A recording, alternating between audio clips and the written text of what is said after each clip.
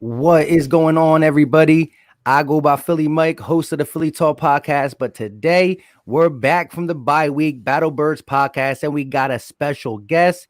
Now we are missing one of the Battle Birds podcast. He will be arriving a little late. You know how Philly Fresh likes to come, fashionably late. He'll be here in about 15 minutes. So we still are live on all three channels. And here we go. Introduce yourselves, and we're gonna get to the special guest too. Then, but go ahead, Gate. What's up, everybody? Steve, Gate City Sports. Second half of the year, it's here, guys. We're on the second half of the season. I don't know about these two guys here, but I got a feeling we're all going to be in agreement. It's time to wake this offense up.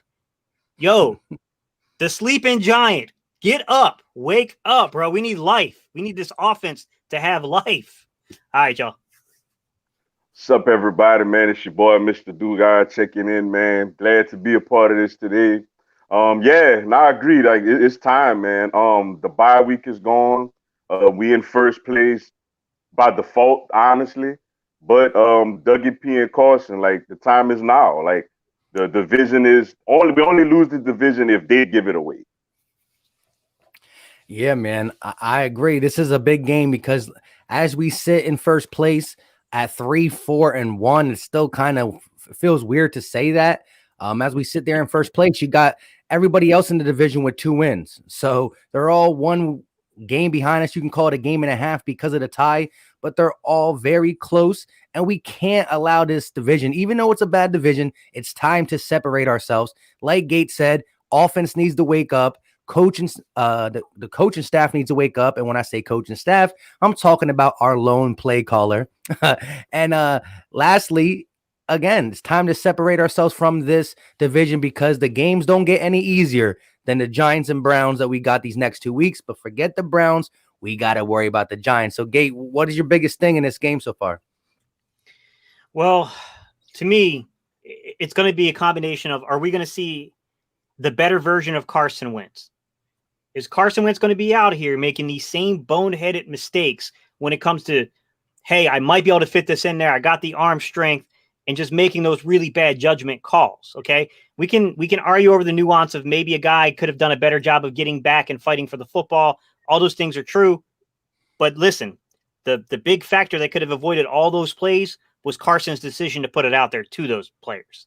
He's got to be better the second half. I trust that Carson has taken a leadership role on this football team, but it's one thing to take a leadership role. It's another thing to be good at it. It's time to be good at it in the second half. We need to see a different offense the second half of the football season.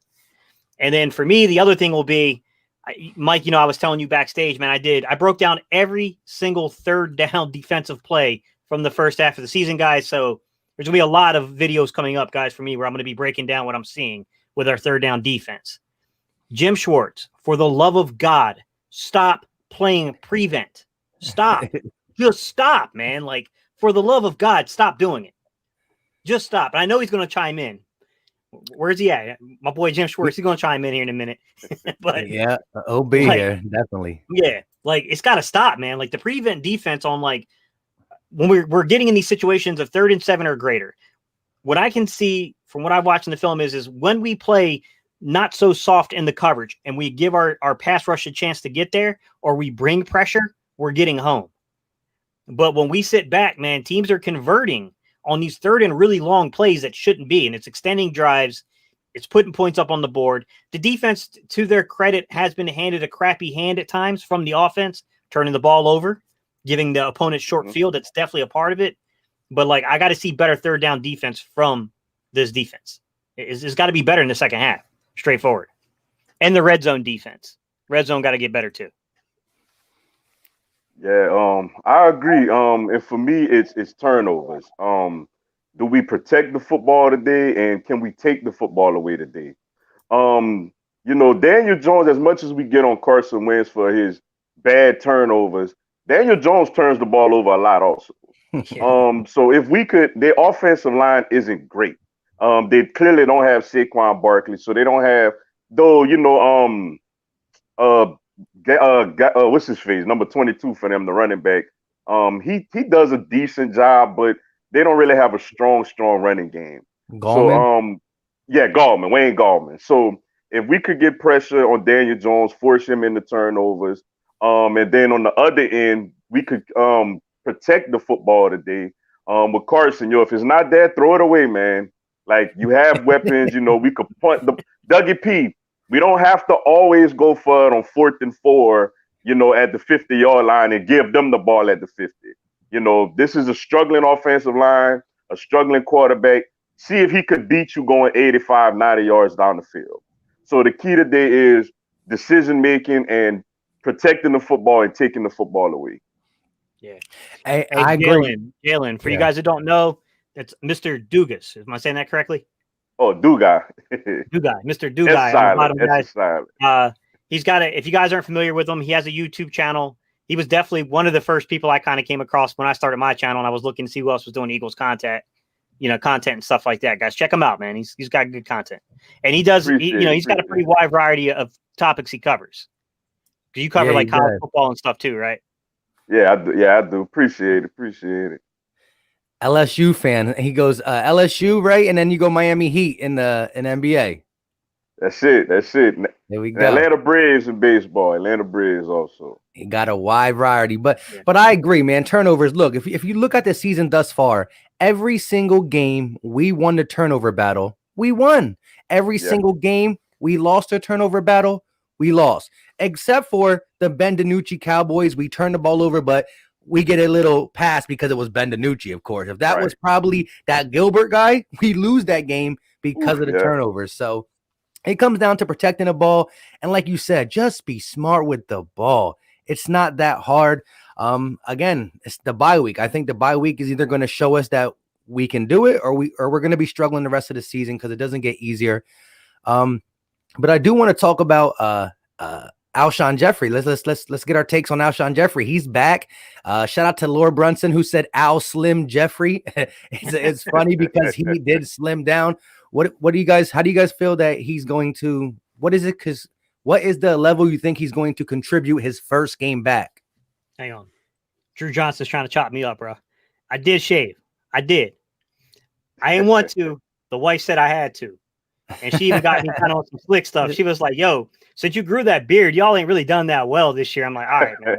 It's coming off then. All right. All right. Alshon Jeffrey. Here's my thing, Mike. Are we getting healthy Alshon back? Because if we're getting a healthy Alshon Jeffrey with Fulgham, with Rager, with Greg Ward Jr., with Hightower, we got something. Like, this receiving core is going to get really good. But I see things in two ways. Number one, is he healthy? Because that's the factor that none of us can know until we see him on the field, right? So we can see how he looks coming in and out of his breaks, all that kind of stuff.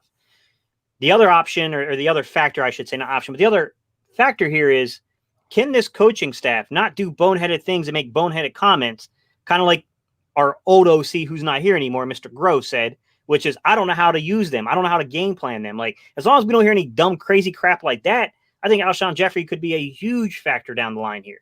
I think Alshon Jeffrey makes it harder for teams to focus in on Fulgham. I think that opens stuff up for Rager, for Goddard, for Sanders, Miles Sanders. I think it kind of all goes hand in hand. So if he's healthy, I'm really excited to get him back. I know it's a 1-year thing. He's definitely probably going after this year, but we're going to need firepower, guys, if we make it into the playoffs, because we got some teams that we're going to be playing in, like Tampa Bay, and then they got some serious firepower. Yeah, I agree. I'm interested to see him today. I think more than anything, what he could bring today is experience, because this is an extreme young receiving core, especially with Deshaun Jackson being out. And he's a red zone target. A lot of times in the red zone, Wentz is holding on to the ball in the red zone also. And you ain't got to worry about him throwing the guys like J. Jaw out there, who they tried to force to be an Alshon type of clone, So I think it'll be good to see him out there with those guys. And, with the exception of last season when he was injured, in 17 and 18, he's had touchdowns in pretty good games in both games. We played the Giants over there at MetLife. So I think today, I wouldn't be surprised if I seen him get one touchdown today. Maybe not a lot of volume, not a lot of yards, but just for him to be, like you said, another threat out there, because our weapons are a little better than, people realize, if we're healthy, especially if the offensive line continues to get healthy. So having a veteran out there that has slimmed down to go out there and just be a red zone threat, if anything, I think it definitely helps the offense today. Hey, I agree 100%. And again, last time we played the Giants, we were 4 of 13 on third down. We struggled in the red zone. We got there. They say it's 8 times, but I'm going to count 7 because we did kneel the ball down once. So, if it was a must score, who knows what it would be. But we're going off the whole preseason saying how great Carson Wentz has been in the red zone, like 72 touchdowns and 2 interceptions. That was part of the reasons why we couldn't beat Seattle. Once he went down, Josh McCown drove us 20-20, but we couldn't get it done in the red zone. And this year we struggled in the red zone. And I'm glad to finally get a guy like TF13 starting to emerge again. He wasn't here until week 4. And actually, if you think about it, week 4, 5, 6, we started getting better. Since the Niners game, this team as a whole has been trending up, except for the big blunder against Dallas. That kind of just brought everybody's spirits down, made us feel like, really, I'll take the win because it's a rivalry, but disgusting taste. So we've been trending up, except for that blunder. So I want to see this offense. It's a now or never type thing. I agree that the Giants and the Eagles games, even though we won, I think 7 or 8 straight, it tends to be a close battle. But again, I'm constantly saying this. If we keep saying this is going to happen and this is going to happen and this is going to happen and it doesn't happen, if it's not going to happen now, when will it happen? If we don't look sharp, I'm not saying we got to blow them out because maybe the Giants offense gets some stuff done. And the Giants defense is pretty good. They're second in the league in takeaways, which I was surprised that in the first game, Carson Wentz only had 1 turnover. Yeah. They played that cover 2 under. So basically what that means, guys, is that they'll play you man underneath, and then they got to cover 2 above you. So you have to be really good with your ball placement on them. Now it does open up throwing lanes like that. You can't protect everything when you're in that type, and you got your corners with their backs to you. So, if Carson decided to use his legs, he could do some damage in this game. It would be interesting to see what they would do. It's one thing I really wish that they had done more with Carson. I know there's fear about him getting injured, but my opinion, you just can't play football that way. Injuries are going to happen, bro. You can get injured just walking off the field and turn your ankle. I mean, stuff can happen. Right. To me, I would love to see the Eagles get a little more creative, move the pocket more with Carson Wentz in the second half of the season, make teams start using a spy on Carson Wentz. Exactly. Just a bit that could do. Yeah, he's very good throwing on the run, man. Like, especially, when he's rolling to his right and he gets to throw it. He's very good at that, especially with a possession type receiver like Alshon today, who could find spots in those zones today. Because like you said, the Giants are very good defensively, yo. They have some players, Leonard Williams and Blake Martinez, I think, leading the league in tackles. He's trending up, yep. James Bradbury is a solid corner. Jabril Peppers is a playmaker at safety. So, we definitely need more creativity today. And we gonna see, man. I feel like I like that Alshon is back today. I like that he's back today, yo. Because we just need an extra weapon out there, man. Somebody that knows Carson, that Carson could trust a little bit, and get out there and make plays and open it up for all the other guys.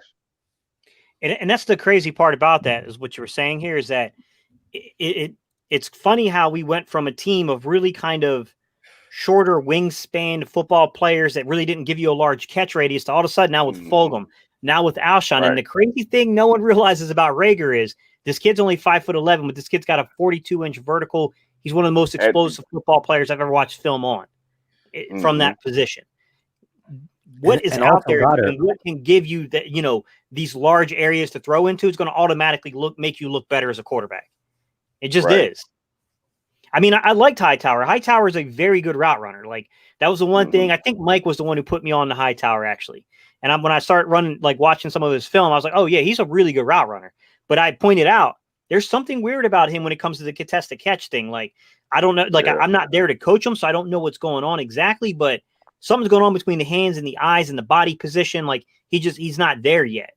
But when I really looked at that kid's profile, I'm like, yo, this kid only has like a 76-inch wingspan, even though he's 6'2". Like, he's clearly just a flanker. He's a flanker. He's not really, he's a kid that has he's a really good route runner, so you can use him as an X periodically, but that's not really, he's not a boundary side. He's really a flanker. And it could get exciting because we do have guys that if you fall asleep on them, you got your third or fourth corner on Hightower. He can do damage. And that's what Alshon can do for you. Now you're not putting your second or your first corner on a guy like Hightower. Now Hightower is playing a guy that could have been an undrafted rookie free agent, a really late round pick. You know what I mean? A guy that probably is not used to seeing a guy that can run routes the way that Hightower can run them. It's just a matter of will some of these younger pieces start clicking, the Ragers, the Hightowers, like, can they start clicking? Can they start making those large contributions on the second half? And I think they will. I'm pretty excited. And I wanted to hit this news, Mike, because I see everybody chiming in on it. Yeah, guys, JJ is inactive. It's really not. I don't think any of us are really that surprised because when you really look at the fact with Alshon coming back, like, are you going to take? I mean, you could have inactivated Hightower, but come on, bro. Hightower's done so much more than JJ this season. That would have been a really tough sell to make. Like, yeah, especially if someone went down with an injury and then you had to play JJ and he's just out there blocking. That's and hopefully recovering fumbles. Yeah, that's a special. That would have been a really hard sell to make. You know what I mean? Like, so I'll ask you guys, what do you think? Is the JJ Arcega-Whiteside experience over? Yeah, I think it is. Yo. Like you said, his best attribute as a wide receiver is a downfield blocker in the run game. Like his best attribute. Like, it's not that that's something to not be good at, but to say that's the best thing you do. No ability to separate, doesn't have great speed. All these receivers on the roster to me is better than him. I would have liked to see Quez Watkins out there more, earlier this season than him. But I think it is, yo. Because Dougie P and Howie understand that a lot of heat is on them. There's a lot of heat coming their way right now. And, and to their credit in the offseason, letting go Sidney Jones and Rasul Douglas, who were picks that you knew they were high second and third round picks. And for them to have the courage to finally be like, you know what, it's just not going to work. Lets me know. I think that Arcega-Whiteside also is going after this season, yo. You just can't, with all these good receivers out here, like look at Travis Fulgham. This guy was on the roster getting playing time while Fulgham was not earlier this season in the first 3 weeks. Like, we can't have that going on anymore, yo. So I think that's it. I think he's going after this season. Yeah, I was on the fence. Like, look, listen, it was probably one of the worst rookie campaigns I've seen for that high of a draft pick. But again, in retrospect, wide receivers sometimes take a little bit longer to develop. You can never get rid of anybody after a rookie season. I don't care if it's the worst rookie season ever. You still got to give them one more chance. And the one more chance, like, just look at some of the situations, like, crying about how much he was hurt, but really didn't show any indication that he was hurt. I still got the image of him standing on the sideline on a sunny day with an umbrella and his mom's holding over his head. Like, it's like deeper than football. Like, man, what is wrong with you? Like, he's a coddle, a coddle little baby. Who knows what the news was when in warmups, him and Howie Roseman talking and he went out. Yeah. Who knows what it could have been something really bad family wise, but it could have just been, bro, are you really complaining about this? We got a game to play. Get out of here. You know what I mean? Like, this guy just he ain't mentally right. He hasn't been physically there. He can block, which is a physical attribute, but no, it's second year. It's hard for me to say anybody in their second year should be done. But if there ever had to be one, it's JJ Arcega-Whiteside. Simple and plain. I'm sorry. I can't have to judge anybody this early, but my God, he hasn't given me one thing. Like, just give me something. So here's my thing with them. As I look at it, I felt like there was something really kind of sneaky behind the scenes going on with some of the additions we made. Look at Fulgham, same draft class. Okay. Hakeem Butler. Round. Yeah. Yep. Sixth round. Same draft class. Same draft class. Hakeem Butler. Same profiles. They're similar. The profiles are very similar. Like, when you look at it, it's kind of like, I can't predict what the front office will do because I don't know how deadlocked they're going to be in to try to make this pick right. But I would rather at this point keep a Hakeem Butler around on the practice squad and keep developing him. Fulgham's proved he deserves a contract. You don't have to do anything this offseason with Fulgham, but you need to work something out with this kid during next season and make sure you can get this kid on a very team-friendly deal for the next few years. Like, yeah, because he does have another year on his contract, right? As of now. Exactly. Yeah, like the role we would have envisioned JJ playing, to me, just feels like it's gone. That role's gone. Someone snatched it from you. Like, you know, and especially last season when Alshon went out, you know, the last couple of games when, you know, we're throwing to, like, you know, Greg Ward, who at the time was on the practice squad, Rob and JJ Davis was playing ahead of him. Yeah, yes. Rob Davis, Deontay Burnett. Right. Like when we're throwing to these type of guys, and this is your time to step in, because everybody assumed that when we would have let Alshon go, he was going to be the next Alshon. And for you to not do anything but give us one catch against Dallas, basically, you know, the playoff game didn't do anything. Like, nah, man. And like you said, after 1 year, you got to give him a chance to figure it out, to be like, okay, this was bad, but I could do better now. But nah, it's not. It's only gonna go downhill from here, yo. Like all he's gonna do is be in the way of these other young receivers that we're trying to develop along with Carson. So I think after this season, like we just got to cut our losses and just try to, in future references, not make that mistake again. 100%. Real here's quick, the crazy thing, Mike. Before you switch topics, hang on. No, I was gonna say he was drafted in the 6th round. Let me ask you two guys this. You guys chime in the comments too. So if Fulgham goes off today, Reagor goes off today, and Alshon comes back and starts looking like he's going to be a big contributor, don't you guys think that just hurts JJ even more? Oh, definitely. Definitely. He's done. Definitely. Like if you get anything out of Alshon today, like, you know, and then with Fulgham and those guys, because you know the coaching staff, like you say, is going to want to continue to develop Hightower also. You know, for me, the only problem with him is, like you mentioned, is his ability to track the deep ball, which I think that's something that he could probably work with Deshaun on a little bit and talk with, because Deshaun is excellent at it. You know, and even with Quez Watkins, to see what you have in him, I mean, he runs a 4.3. So it's like all he's going to do is just get in the way. Like that. We're only playing him because he was a 2nd round pick, honestly. You know, if Fulgham looked like that, Fulgham would have not been on this roster. Correct. You know, so it's like, it's because he's a 2nd round pick. You know, you don't want to look bad. So it's like, well, maybe he figure it out. But nah, like that's it, man. He does nothing. Yeah, I agree. I mean, like if you are TF13 and you're drafted in the 6th round and you show this type of production, they're like, whoa, took him in the 6th round, never had it. See ya. You know what I mean? We're only trying JJ out so much is because it's like, bro, why did we take him in the 2nd round? And again, it's not just a Metcalf comparison because a lot of people pass on. But listen, Slayton was taken in that draft. Terry McLaurin, even Deontay Johnson for the Steelers was taken late. I mean, that Renfro dude from the Raiders, who's not nothing good, but even in a D+, C- is better than JJ. Yeah, he's better than him. And Travis, I've seen him catch something. Like, yeah. You know, and it sucks because, like, the thing is that receivers can take time to develop. They can, Mike. Like, there's a chance that someone gets a JJ and turns them into something. It ain't happening here, though. It's just not going to. I can't see it happening here. Like, you know, Mike, I warned people last year about the whole situation with Nelson Aguilar, and I said, look, Nelson Aguilar is still a very fast receiver. He's still a very good route runner. It's just broken in Philadelphia. It doesn't mean his career is broken. It means it's broken here. Like, you just can't, you're not going to come back from this. The pressure is too great. You know, the media here is just a whole nother level. Like, he's not made for this city. Yep. And then he goes to, you know, he's over there playing in Las Vegas. And now he's not, like, I think people are blowing it up a little too much, but you can see that he's a competent receiver.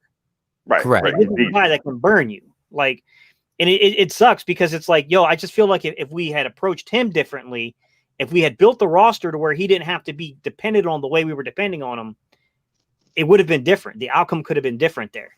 But like, that's the fear I always have with these kind of players.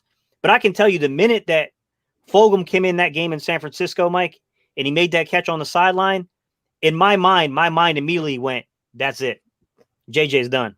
Like, yeah, and that's when I immediately gave it. Yeah. Yeah, and even with Nelson, like, because I had people tell me also who rooted for JJ was like, well, we kept Nelson around and he was great the Super Bowl year and stuff like that. But I said, man, like you said, at least with Nelson, you seen the skill set. With him, it just was a confidence thing with him. You know, like he just the drops and things. He would get open. You know, he just wouldn't catch the ball. But you know, Super Bowl year, like you said with Nelson, he wasn't a focal point of the offense like that. You know, you had Zach Ertz becoming an All-Pro tight end. You know, you had Alshon in. You had the threat of a Torrey Smith. You know, with the running game with LeGarrette Blount and you know later on Jay Ajayi. So you knew that he could give you something. But just looking at J-Jaw, I'm like, I don't see that. I just think he's not good. You know, like it's a difference between a guy struggling and a guy that just ain't got it. You know, like I'm like, he's not good. He's just not good. Like it's bad, man. Yeah, hey, that's true. It's there's something about like, and Mike did this. This was the off season, right? Mike and I were talking, and like I was kind of bullish on JJ. I'm like, yo, if you get the right wide receiver coach in here, I felt like you could be developed. And Mike was like, yo, he was like, Gate, I don't break down film the way you do, and I've never coached like you or anything. But he's like, when I watch him, man, something just doesn't look right. So then I started running film on him, and I was paying attention to his routes and stuff, right? And I made a video. Oh, my God, bro. I was so mad when I watched what it was going on. I was like, yo, this kid doesn't have it. Like, this dude can't run a route to save his life. Like, he just couldn't. I know Mike remembers that, man, because people came at me when I was like, yo, I'm done on this kid. I'm done. Like, he can't run routes. Like, he just cannot run a route. Like, my man's tripping offensive tackles. Like, come on, bro. You in the wrong spot. Like, it was all kinds of crazy stuff like going on with him. Couldn't run a switch route. How you felt? Like, I learned how to run a switch route in middle school. You telling me you're a professional athlete and you can't run a switch route correctly? Man, I was done with it. Yeah, it's bad. But real quick, so we just got the third person of the Battle Words podcast in here. Go ahead and say some pieces, my guy. We've been waiting for you. Y'all know what it is, yo, man. Y'all know what it is, man. It's your boy, Fully Fresh, aka the General, man, here reporting for duty. What's going on? What's going on, y'all? What's going on, everybody in chat? Mr. Dude, guys, welcome. Man, what's up, brother? Hey, I'm glad to be here, man. Show, man. Glad to have you on. It's been long overdue, man. Yes. Appreciate everybody in the chat. What's up, y'all? What's going on? What's going on, y'all? Who you was just talking about? JJ, I think of Whiteside, Steve? You should know by the context. Exactly. But real quick. So again, we are live on 3 different channels. So we got 203 people in the chat watching total. So it might not show it where you're watching, but make sure you do wherever channel you're watching a favor and smash that like button. It's free. It's simple. It's easy. And it shows love to the content creator. So smash that like button wherever you're watching. And don't forget, after this stream, if you don't know who Mr. Dugas is, type it in on YouTube. He does great Eagles content and he does some college stuff. And listen, if a game goes off, that's a Sunday night game or a Monday night game and some crazy stuff happen, he'll have a little breakdown on that too. So definitely check him out. And so Fresh, where are you at with this whole Alshon Jeffrey coming back? Let's get your take on that real quick, because that's something we talked about pretty long in this first half. I think Fresh froze. That's good. So we'll wait for him to come back. Hey guys, we'll get Fresh's take on it when he gets back, guys. So let me ask y'all a question. Are you worried about any matchup defensively in this game for us? Our defense on any of the players there? I am a little concerned with Evan Ingram.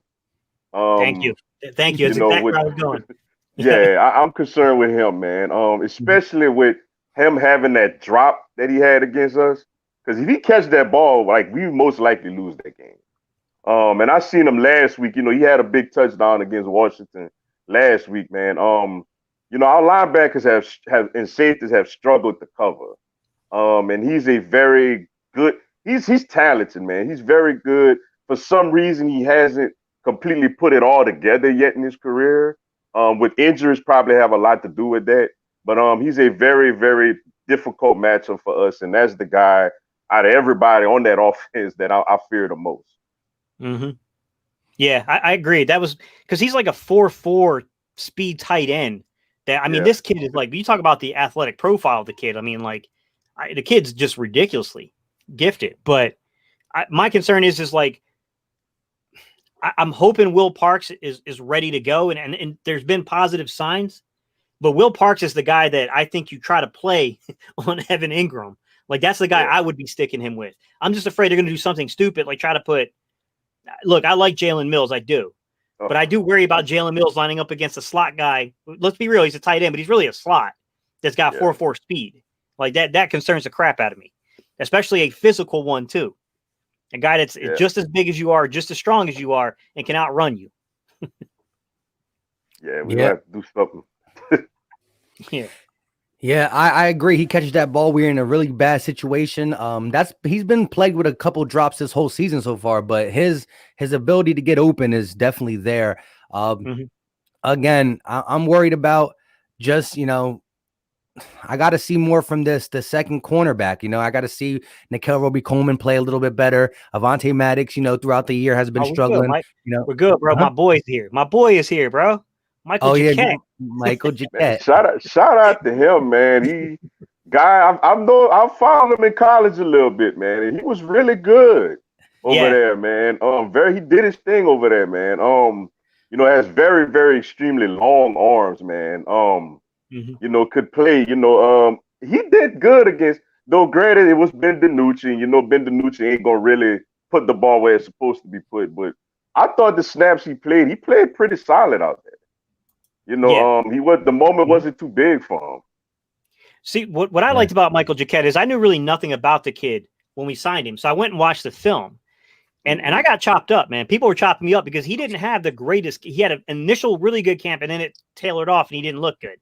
And I went all out. I was like, yo, I like this kid. Like, I think this kid's going to be good in the league. Like, he's got the physical profile. He's not the fastest guy, but his game speed is fast. And this kid is versatile. I watched him at Lafayette. Man, he was playing outside corner. He played nickel. He played over the top. They moved that kid around everywhere, and he was physical. Like, the kid was not scared to hit.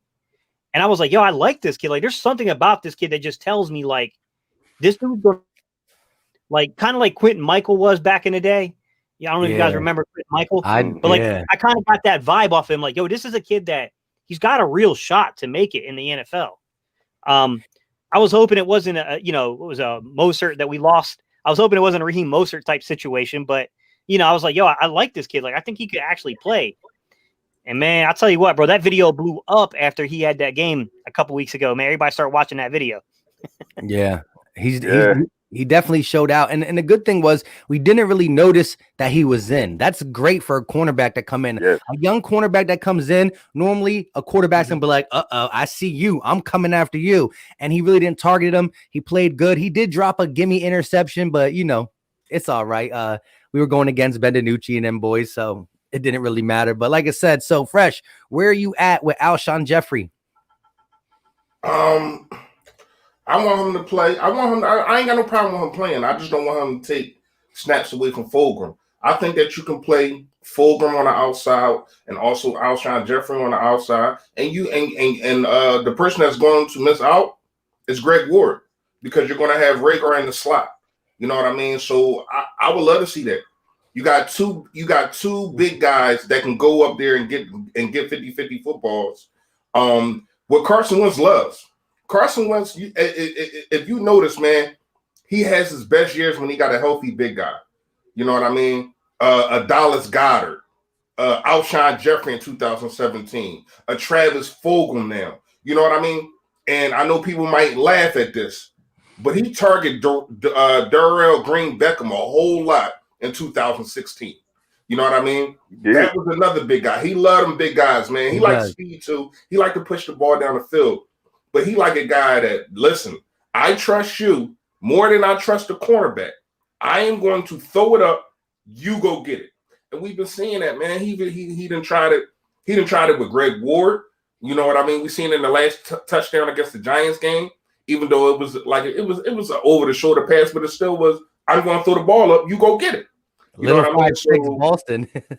You say what? Little 5'6" Boston. He trusts exactly. Like I think a guy like Carson, when he trusts his receivers, you're in trouble. You're in trouble, especially if the receivers are catching the football. Because what has been kind of under the radar with these wide receivers, again, I've been counting. Shout out to Be More Philly, man. You already know how we talk. And I done counted about 5-6 touchdowns dropped from wide receivers. You know what I mean? Like literally. So, we want to talk about Carson Wentz's flaws and what he has not been playing perfect. But when you look at it, man, this whole team needs to play better this whole second half. I don't know if y'all got into what y'all playing on second half. I think if we turn things around, I want Doug just to give up play calling, period. You know what I mean? I don't know what that pause about, be more, but whatever. I want Doug to give up play calling, period. But if you're not going to, I need December Doug in November. We know how Doug gets down in December. You know what I mean? We all know. You said Christmas in November, bro. Exactly. I need to turn it around early, man. Like for some reason he turns it around in December. We seen it in 2017 when things wasn't going right for Nick Foles, turned it around. We seen it in 2018 when things wasn't going right for Carson Wentz and he was hurt and all that kind of stuff, turned it around. We seen it again last year when we was losing and they turned it around. A lot of that was on Carson Wentz and also the opposition that we was playing. But when you look at it, man, it's a thing called December Doug, and that's real. And I need December Doug. Pull up B Moore's comment, bro. Huh? You said once, like big guys. Yo, big guy there. All right, man. Whatever, dog. Yeah, all right, you got that one. Pause. All right, so back to what I was saying though. When you look at it, man, I need December Doug on November. What is it? 16th, 15th? I need December Doug now. I need you to. You made an excuse when people was asking you why has the offense have not, fluttered. I mean, why has the offense been fluttering? Should I say? Why has it not flourished? You said personnel. Oh, you got personnel now. Yeah, this is the house back. You got Miles Sanders back. You got Travis Fulgham. You got your guy Alshon back. You know what I mean? The list goes on and on. It's so much. When's the last time that we had wide receivers inactive? We got 2 inactive wide receivers today. We don't never had no inactive wide receivers. We need all that. Bring them all in. Yeah. Oh yeah, definitely. Yeah. When you look at it, man, he got the talent. Hopefully, Lane Johnson, this 2 weeks, I hope it helped him. You know what I mean? He said he's going to wear a knee brace. You know what I mean? Trey Thomas is beating his chest about that, saying that he's been told him to do that. Now they listening. But hopefully he can stay healthy. I don't know what's going on. I don't know what's going to happen with Jason Peters. You know what I mean? But if he do one thing, he pull that one, my toe hurt, or I got a hangnail, and he try to sit on the sideline, you put Mailata in, and that's it. It's over, yeah. It's it. I don't want to see him back and forth in this game. I don't want to see him doing more in and outs than the N1 mixtape player. I need him to be in the game. If you not going to be in the game, sit your behind on the pond. Facts. I'm done. Go ahead, y'all. Real quick, what is your take on this? Yeah, we're gonna Prince Yo22 said, why does Isaac Samalu get all the first team reps if he wasn't going to start? This coaching staff makes questionable decisions. What's your take on that? I didn't hear that Samalu was getting the first team reps, so I don't really have. Where was that? I didn't see that. Y'all seen that? I think he was in practice. Yeah, I think he did get the majority. I didn't say he wasn't in practice. Yeah. I didn't hear about him getting first team reps. So I don't. And now, if that's true, you know what I mean. That's why I like to be. That's why I like to be right instead of being first. Now, if that is true, that just doesn't make any sense to me. If you know the guy's not going to play, but we have seen this kind of thing. We've seen this kind of thing before. You know what I mean? Dallas got to get first team reps. And then going into the game, they talking about we didn't have plays for him. You didn't have bring him into play. Exactly. I'm not gonna lie. This year, Doug and Carson had said some of the stupidest things on that podium. Like, how do you admit that you ran out of plays? Yeah, you don't do that. You take that to the grave with you, regardless. And like I said, and again, when he punted the ball to the Bengals, which at the end of the day, this half a game tie is coming in handy, but you don't wake up and go on WIP a couple hours later and admit that you made the wrong decision, stick by it. It doesn't matter. At the end of the day, you got to stick by your decision to just show, because the players are like, really, bro? We're playing for a coach that just like, yeah, I was wrong, or I don't, you know, you can't do that. You got to show that you're the leader. So if you're wrong, you don't say you're wrong. You say, you know what, I'm standing by it. We're going to get better, though. That's it. Yeah. Even this week with the press conference about the Brett Favre comments, you know, when they asked him, and it's just like, well, you know, Brett's my guy. He's entitled to his opinion and this and that. It's like, bro, just come out and say, look, I respect his opinion, but Carson's the guy, you know, whatever. Yeah. Like they basically had to tell him, hey, this is going to be a story if you don't say it. This is going to be a big story if you don't say what you're supposed to say. I don't like that, man. I made a video. Hey, fresh. Yeah, I wanted to talk to you about that because I didn't get to comment on your video. And again, the people who say he didn't take a shot, I can understand both sides because I want to give both sides real quick. He only said he respected his opinion. He didn't say he agreed on it. But in Philly, with the media, that's still leaving it open in the air. Well, do you agree with it? So like Mr. Duga said, he could have said, I respect Brett Favre's opinion, but Carson's our guy. Simple. But again, I did a post, a community post asking, was it a shot at Carson? Was it, a shot at Carson? He did nothing wrong, or Doug just is the worst press conference person. Like he just loses the press conference all the time. Well, and I think it's really was this. The third one. He should have. What I thought he should have done was I'd have thrown a jab back, and I'm like, oh, so basically what you're admitting is I should have been starting in Green Bay all those years with your turnover happy ass. That would have been funny. that would have been good content. But I know you value that relationship with Favre, so I knew you wouldn't have go there though. Yeah, like I mean, I would have went at it because it's kind of like you have to take something that like Brett Favre said something like that. I got to take it with a grain of salt because, like, dude, you were like the turnover machine. Like, bro, you had like 4 or 5 seasons where you had more turnovers than touchdowns. Like, I've told people, I felt like he was the most overrated quarterback ever.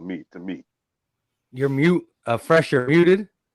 You know, I was talking to my son. Oh, all right, but yeah, go ahead, Fresh. I know you were more on the side of he did nothing wrong. Explain why you think that. I'm gonna tell you like this. I don't like when the media tries to make you answer a question how they want it answered. He came out and said the guy said what he said. He's entitled to his opinion. And I didn't think that they wanted to make it more about him and Carson Wentz, Doug Peterson, Carson Wentz. I think they wanted to make it more about Doug Peterson and Brett Favre. I think they tried to have him say Brett Favre, like they wanted him to say Brett Favre is tripping. You know what I mean? Yeah. Or Brett Favre don't know what the heck he's talking about or something like that. So I really wasn't feeling that. And then the question was bad. And then he answered the question. But here's the thing. He answered the question. They asked him, what do you think about Brett Favre's comments? He answered it and said he's entitled to his opinion. If they would have said, do you agree? Now, they didn't do that to the third time. If they would have said, do you agree with Brett Favre said, then he can say, no, I don't agree with that. But he still said he's entitled to opinion. People got to understand him and Brett. I don't know if they friends, but they ex-teammates. And there's loyalty in this. You know what I mean? Even at the end of the day, he's a head coach. But I'm going to tell you like this. I'm going to tell you how I feel. I don't know how you feel. I don't give a damn what Doug Peterson says. Doug Peterson can come on here and say Carson Wentz is the guy. Next week, Jalen Hurts is playing. Because what happened last year? He sat here and he said Mike Groh will be back. He is my guy. 17 hours later, step into my office. Why? Because you're fired. I agree. Like these are the things that happen. So I don't give a damn what Doug Peterson says about personnel. You know what I mean? It seems like he don't have a lot of say on personnel. See, and I don't get it. I don't understand why the hell Carson Wentz is in the national media so freaking much. It's starting to piss me off. I ain't even gonna lie to you. It's like, dude, everybody has bad games. Russell Wilson just had 2 fumbles and 2 picks. Nobody talks about that. You know what I mean? Lamar Jackson, 2 fumbles, 2 picks. Nobody talks about that. But it's like this dude that does nothing wrong. You know what I mean? Isn't having the greatest year, having a bad year. But it's like This was before this year. Even when he went to NFC East last year, oh, it's just the NFC East. And look, every other quarterback, like this dude Max Kellerman says some of the stupidest things. Oh, that guy. Yeah. You can't. Every other quarterback that played the teams that guy, he played man. had better games. What that don't mean. Well, What does that mean? Well, and that's why I knew. Or not. Did you get the win or not? Because I think Dak Prescott had way better games than Carson Wentz and get losses. So all it means, all I'm worried about is a W, just like I'm worried about this W today. You know what I mean? At 3:30, I should be talking to y'all talking about a dub. That's what I'm worried about. I'm worried about winning the NFC. Yeah. I don't give a damn about QBR right now. I don't give a damn about who's leading the league in touchdowns. I care about wins right now. Once we start winning, all that stuff can come into fruition. You know what I mean? But this is my hope, Reese. You get a W no matter what you do. When Carson hoists that Lombardi trophy, I hope he only has a few words. I hope what he does is he grabs the mic and says, "Yo, someone tell Max Kellerman I just got the Lombardi." That guy, that energy. I wouldn't give him that energy, bro. Yeah, and that's the thing. As soon as I saw Brett Favre on First Take, and then Molly go to Kellerman first, I was like, oh, here we go. Why am I gonna? Why should I even continue watching this video? But I'll do it anyways. But and then she says it though. She says it. Oh, we know how you feel about. But here's the thing. Here's what people not realizing. And you know, I talked to a couple people about this. He finally got his own show now. He got his little radio show. So it's something for people to watch. It's bait. Is clickbait. You know what I mean? People gotta understand, man. Me doing this YouTube thing, I understand. Sometimes it's not about what you're saying. Sometimes it's about who you're talking about. Yep. You know what I mean? Because I can make a video breaking down a whole bunch of stuff. And if the title is not right, if the thumbnail is not right, it would not get views. But if I say somebody's name, that's when things start. You know what I mean? Like it's just the national media, man. They media manipulation games with you, man. But it's manipulation, and I just want people to understand that. Go ahead, I'm done. So I'll ask you this because we're the same age, Reese, and I know you remember this. Is it me, or has this not been happening in Philadelphia since Cunningham? It happened with Cunningham. It happened with McNabb. Now it's happening with Wentz. Man. I think it happened with Cunningham because of. I think it had to do a lot with skin. You know, I ain't even gonna lie to you. Like, I was like 8 years old when all that stuff was going on. But my uncle, he was into football, and he used to be snapping. Like, you see how I be snapping? No, you ain't seen nothing yet. But yeah, and I used to listen to him. You know what I mean? And man, he used to talk about it all the time. He'd be like, they talk about Randall so much just because of the way he plays, and you know what I mean, and the color of his skin, man. Like, and by the way, he's making all these people money by doing what he does because he's making the game exciting and more palatable to watch. Right.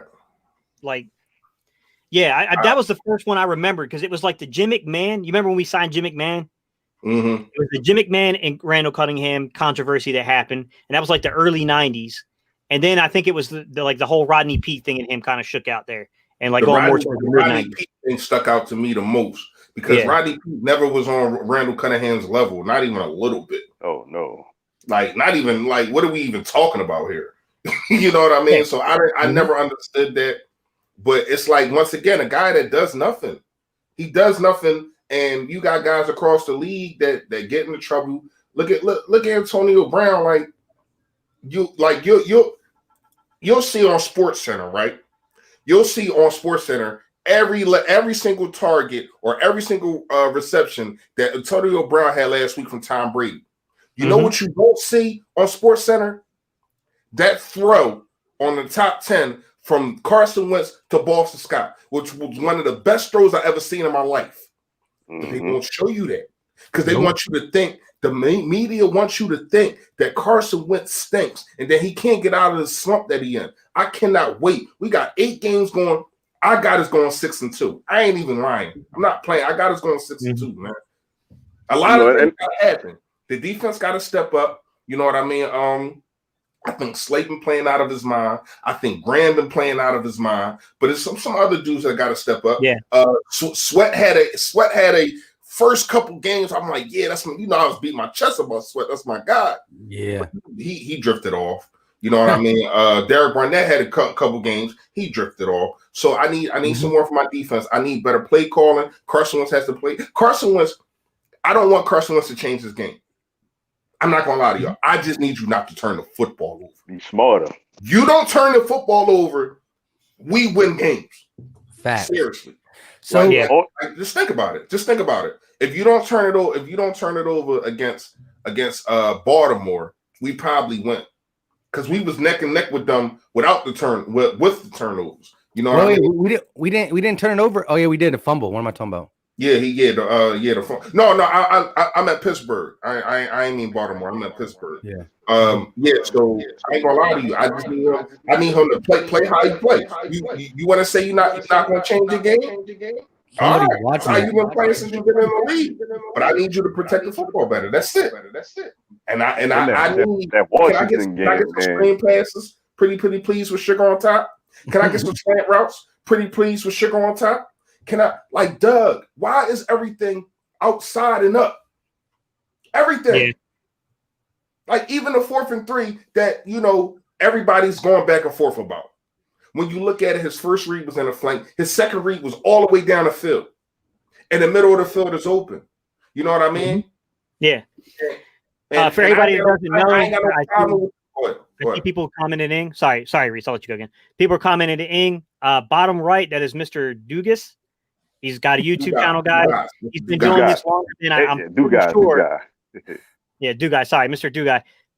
I'm pretty sure he's had his channel longer than the three of us, guys. So check him out, man. He does Eagles combined. Probably 3 of us combined.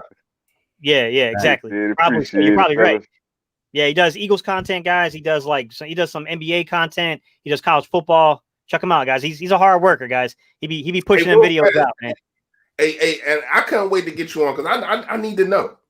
I need to know, how are you a LSU fan, a Miami Heat fan, a Eagles fan, and what, a Braves? Braves, Talk to me, man. Talk to me. Man. I get asked that a lot, yo. For me with the Eagles, man, I love McNabb, yo. Like, McNabb was my guy, man. I was a big fan of him at Syracuse. And when he went to Philly, I'm like, yo, like, I'm with them. Like, that guy was amazing. Like, that was my guy, yo.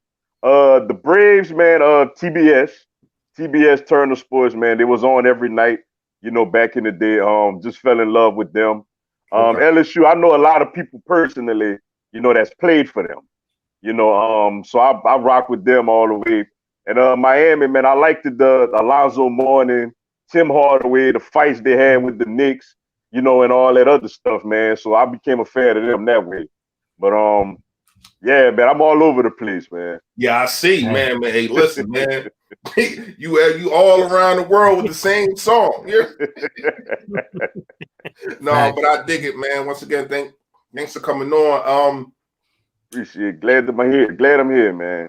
Yeah, you already know. Listen, I know I missed a lot, but if y'all can try to catch me up and let me know what I missed, you know what I mean, what y'all talked about or whatever the case may be, man. All right, we about to get we pretty much only talked about JJ, Alshon, and just how we gonna win this game and pretty much turnovers. You talked about it. We got to keep a clean game.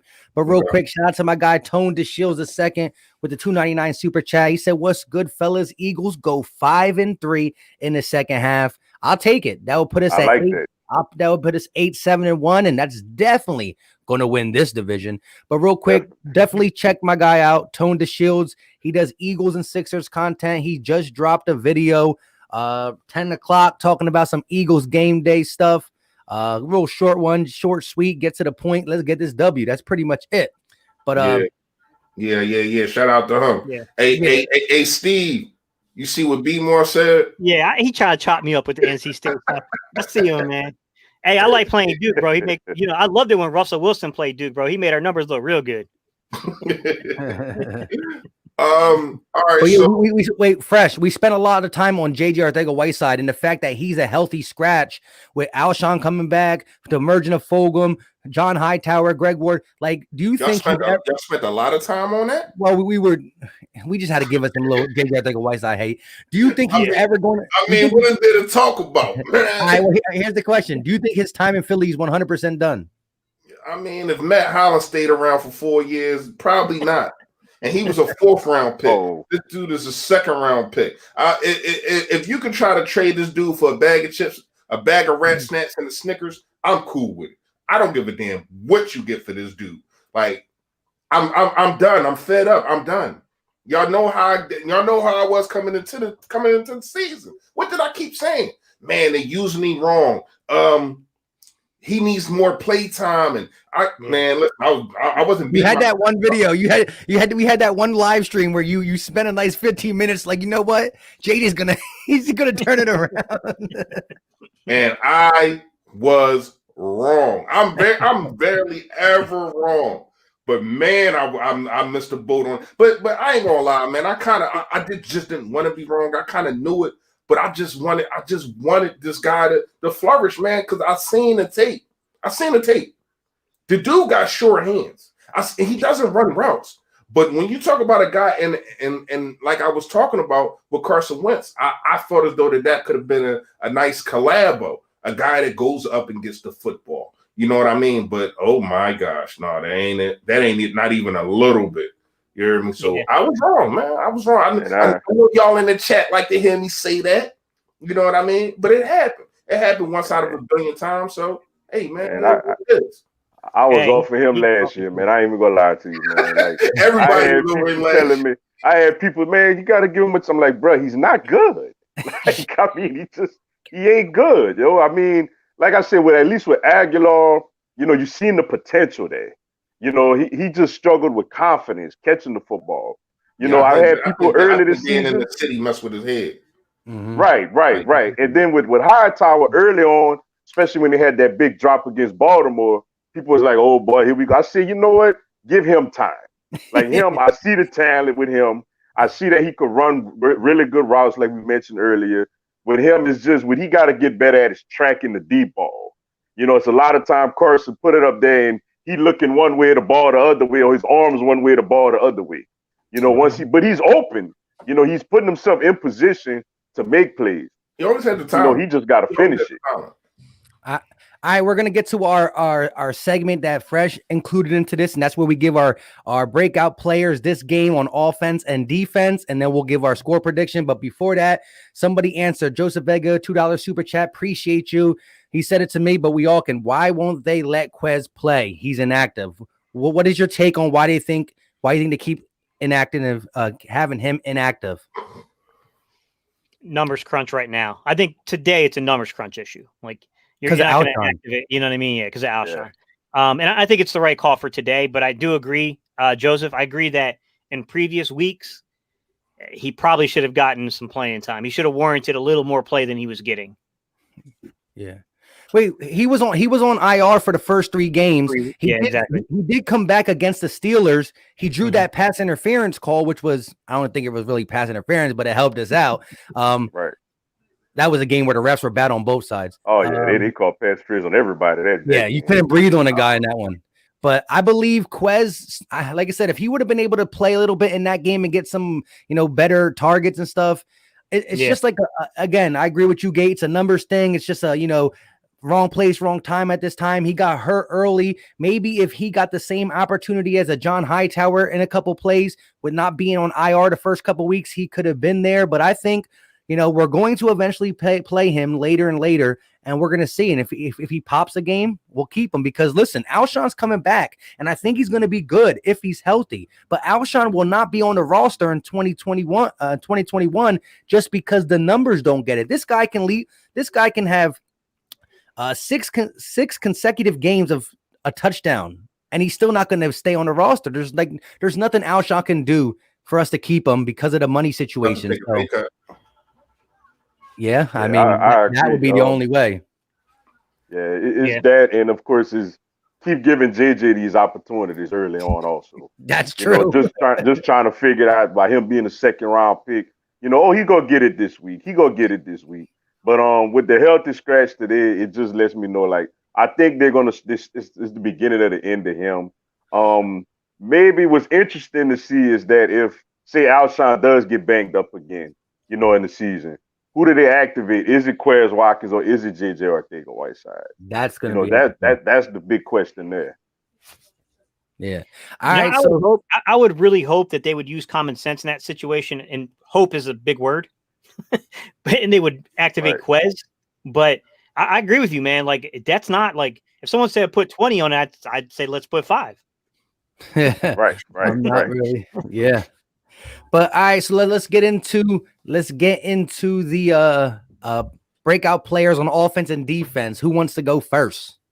We got our guest here. Our guest always goes first, man. All right, there we go. We got proper etiquette around this joint. Do guys? Appreciate it. On offense, I like Jalen Reagor today, yo. I like the opportunity he gonna get being in the slot. I know he may draw a little bit of Logan Ryan. I think Logan Ryan plays a lot of slot for them. But I like his ability, you know, being able to work with more space with his speed. So I think that he could have an opportunity to break out offensively. And as far as defensively,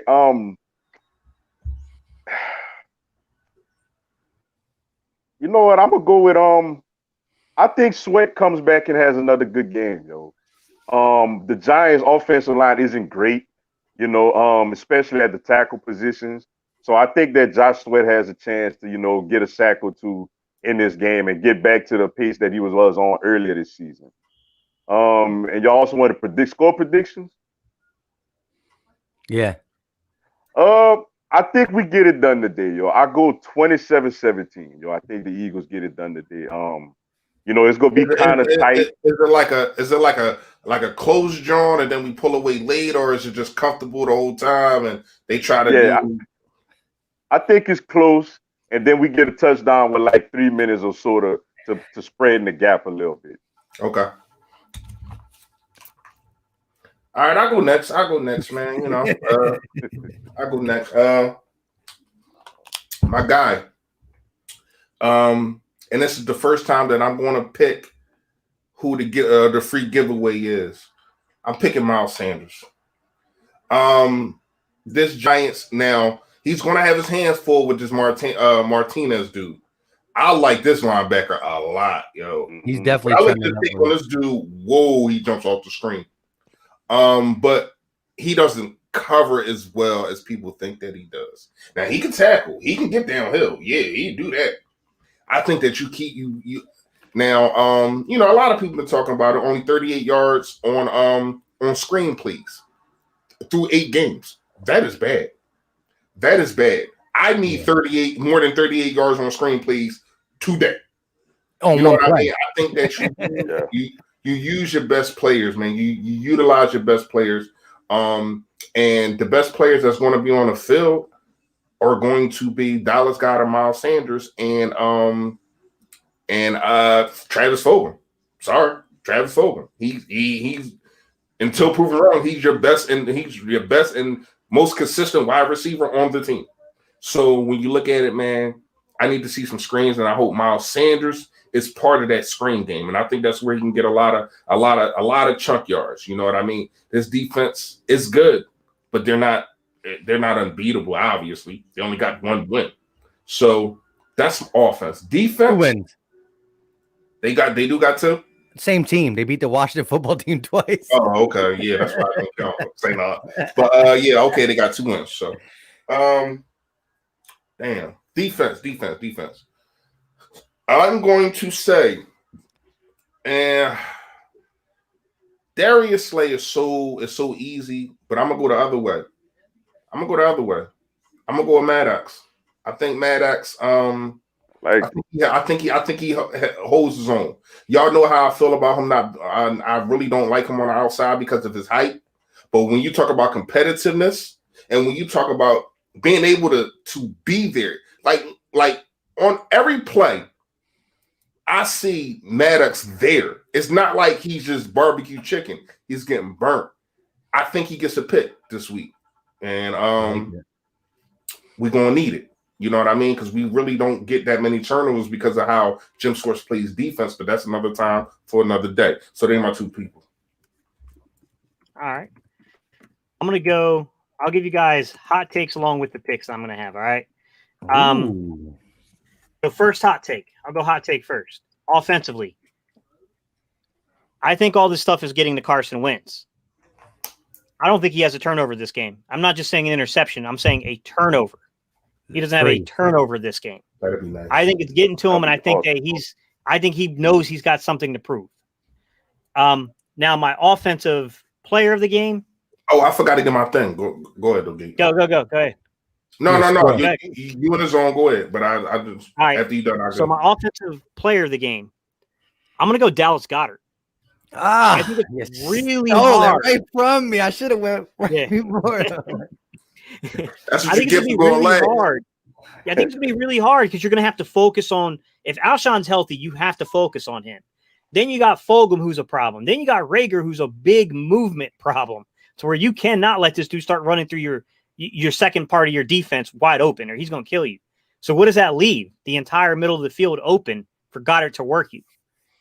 I feel like you could have a huge game. The last game he played in, they didn't really implement him into the offense. I don't think that's going to happen this week. I think he's going to be a part of this offense. Defensively, I'll give you a hot take. I think Darius Slay is getting a pick. I do. I think Darius Slay is getting a pick. My defensive player, though, guys, there's so many ways I wanted to go with this one. I like Alex Singleton a lot. I like Will Parks a lot. But I'm picking the old head. Give me Brandon Graham. My man is going to be all-pro. He's going to be all-pro. He's going to get it this year. He's going to get him attacked today. I just feel it. I feel he's going to keep ripping through the league, man. He's been having one heck of a season. It just seems like he's got it this year. He's on it this year. And you know, before I get my score position, it's crazy because I had Brandon Graham being one of them old heads that probably we departure from next year. You know what I mean? Especially because it is. Yeah, exactly. The money, yeah. Man, it's like 17 mil next year. But man, he just and it's not just sacks. It's tackles for loss. It's him just being in the backfield, being a disruptor. I see this dude as soon as the ball is snapped, before the running back can even get the football, he is there. Like, I don't know what this dude, and hopefully it ain't true. I don't know if he need to be tested or anything. We're gonna keep that on well. You know what I mean? but seriously, I like how you having your best career at age 32. Like, yeah, wow. I mean, best year. He's going work. Yeah. Like, put that work in, and it's crazy because he was on WIP before the season. And, you know, during the quarantine, and they asked him, like, what are you doing? Are you, like, getting late? He said, man, me and my wife work out every day. He said, we climb. He said, we go hiking. Whatever we need to do, we make sure that because I don't have a trainer right now. You know what I mean? So he like, man, me and my wife, we just go at it. You know, it's just. You know what's crazy about him, Reese? Is how good of a person this guy is off the field and how little attention he gets. Because, I mean, this is genuinely a good dude. Like, he does not get the attention he deserves. And then when you listen to him talk, when you see him on the field, you hear you hear the clips and you hear him snapping and you hear him talking heavy. He talk heavy, more heavier than me.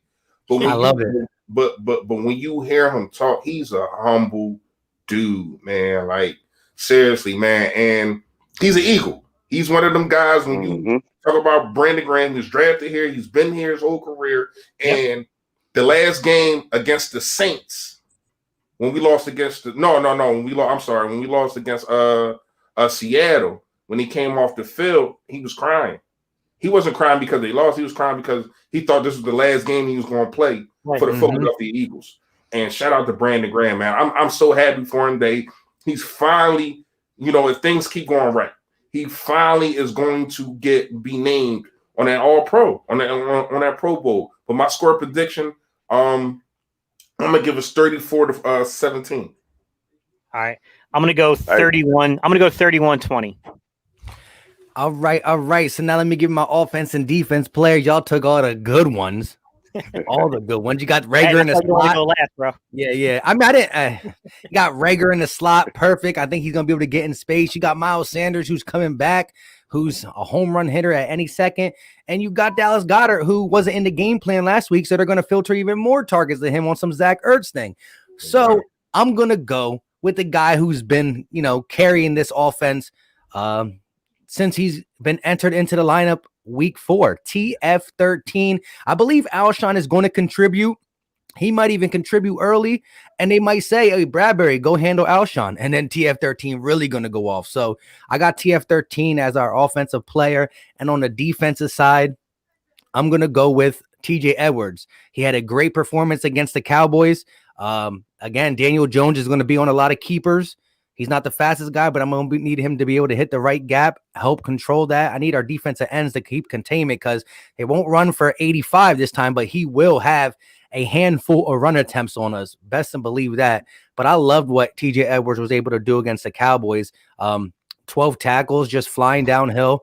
We need that out of him. Our linebacking core has been bad, and we need Alex Singleton and TJ Edwards to continue to show what they could do. So when Nate Gary gets off of IR, he can sit his butt on the pine. You know what I mean? So shout out to that. That's what I got. And my score is going to be 27-20.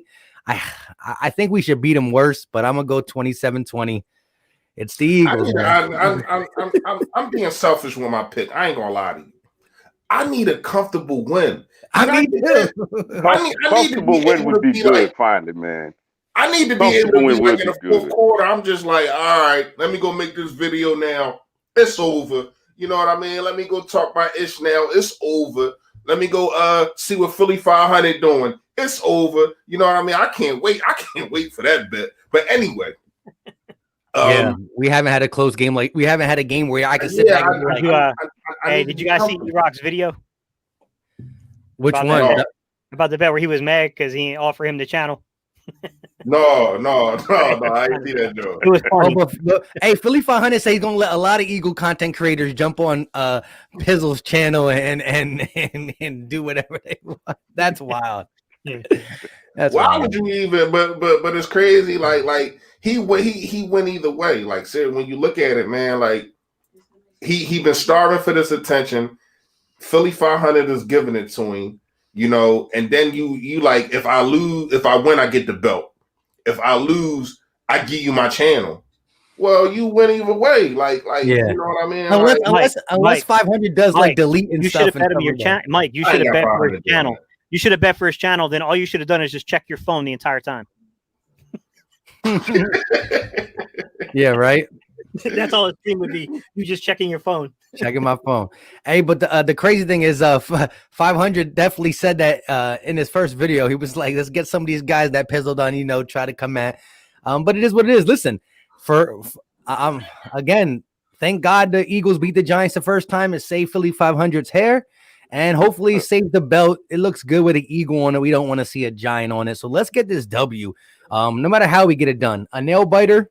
I don't like them right now. They're driving me crazy, but a win is a win. Let's get this. The Giants are low key. Like I said, the last 5 games they played tough. They played Tampa tough. They turn the ball over on offense, and that's why they're number 2 in the NFL on defensive turnovers. But the turnover differential is still at 0 because as much as they take it away, they gift wrapped it and give it back to you. Daniel Jones, Daniel fumbles, rumbling, bumbling, and stumbling on the 85-yard run. So that's it. We better come on here and with some smiles. We haven't won a 1 o'clock game all year. It's now. We got to. Yo, that's crazy. When you wow, I didn't even think about that. You just mentioned that. Yeah, like when you think about that's crazy, bro. Wow, man. We won all night games. All night games. That's crazy, man. Yeah. Can we get a regular good win? Stuff. That's some good stuff, man. I didn't even realize that, yo. Yeah, can I kick my feet up at 4 o'clock? Come on and talk to the chat, and we not sitting here snapping and throwing things at the computer and all. Like, come on, man. Hey, listen, I ain't gonna lie. I think we pull this double. I think we go on a run. You know what I mean? Real fast before we get out of here, we got 10 minutes till kickoff. I want to know. I said 6-2, but I want to know from y'all what y'all prediction on the last 8 games, and also y'all in the chat. Tell me y'all prediction on the last 8 games, man. I'll go first. 5-3. I agree. I had 5-3 also. I'm right between y'all on the 5-3 and 6-2. I'm gonna go with 6-2 with Reach just because when someone asked me earlier, I said that I thought we had the possibility of being 9-6-1. So I'm gonna say we're gonna be 9-6-1, which that'd be 6-2 over that second half. Yeah. Hey man, I agree with y'all. I got 6-2. I said this last week. I got 6-2, 5-3 at the worst, man. I just think when you look at it, man, we've been in every game. Like we've been in every game. Like who blow us out? I mean, you want to say the Rams? But Yeah. even then, like it wasn't like we just got blown off the floor. No, because in the third quarter we had a chance to get it close, and then that interception kind of just threw it all. Yeah. I mean that Carson pick, like we score right there, we take the lead. Yeah. In the that hurt. Yeah, that pick hurt. I ain't gonna lie. That pick hurt. I ain't gonna lie to you, like, because I'm sitting there, I'm watching, I'm like, because I had a bet with somebody because he a McVay guy. He ain't even a Rams guy. He a McVay guy. Yeah. I don't know how that happens, but whatever. Yeah, that's crazy. And I told him that Doug Peterson owns McVay, and we had a bet. I was so mad about that pick. I ain't gonna lie to you, man. But hey, we about to get out of here. Mike always carries us out. Before we do, man, Mr. Duke guys, tell everybody where they can find you. Tell them what you got coming up. Appreciate you coming on, man. Seriously, this was long overdue. And, let everybody know where they can find you, man. Go ahead. Appreciate it. Glad I could be here. Y'all just search Mr. Dugas, Mr.Dugas. I do halftime live videos, give my reaction on what's going on. I go live during the fourth quarter, good or bad, so come check me out there. And yeah, man, I'm glad y'all also y'all check these guys out, man. These are 3 legends also, man, doing their thing, man, grinding. Hey, I'm proud of all 3 of y'all, man. Y'all keep doing your thing, man. Appreciate you, bro. You already know we gotta hold it. We gotta hold it down, man. Gotta hold it down, man. But y'all already know what's going on with me. I go by Fully Fresh, aka the General, man. Appreciate all of y'all stopping through. We about to get this dub, y'all. Y'all already know we gonna see y'all post game around about 4:15. You know what I mean? Stay tuned, man. Y'all already know. Yo, that. All right, y'all. Steve, Gate City Sports. Hey, this might be the first time this season we come in for the after game with 3 straight dubs. Just saying. The last time we broke a milestone, right? We had back-to-back for the first time. I'm just saying it's time for a serious win streak. Hey, I couldn't agree more. Shout out to everybody in the chat. We still have 385 people watching total. Again, we're live on 3 channels. It just dropped down. We can tell it's getting close to 1 o'clock because they getting ready to go get their their drinks, their food ready, and all that good stuff. But like I said, shout out to everybody. Make sure if you're not subscribed to everybody else on this panel, go check them out. Philly Fresh, Gate City Sports Channel, Mr. Dugas, and I go by the Philly Talk Podcast, Philly Mike.